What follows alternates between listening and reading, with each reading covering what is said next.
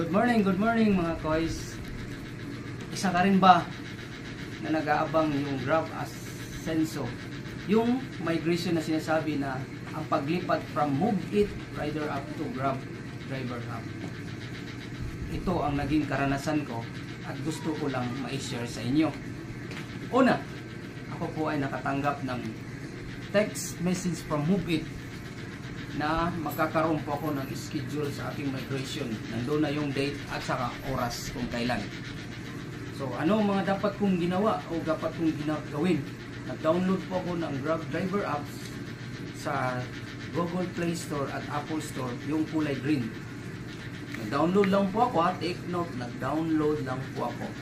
Then Grab Driver Passenger app, yung kulay puti naman. Nag-download din ako. Then, anong ginawa ko? I do nothing. Wala akong ginawa. Naghintay lang ako kung kailan yung schedule ko.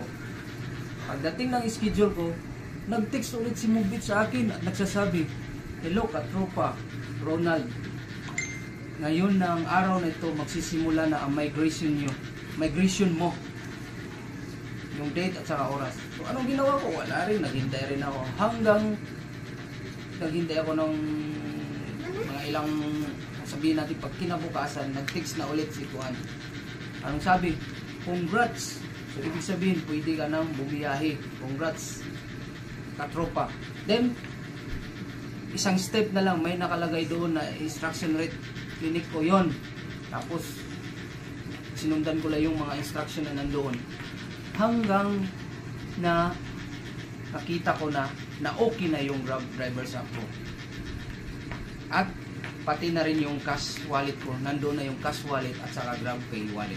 Okay? Yun lang po mga kuya.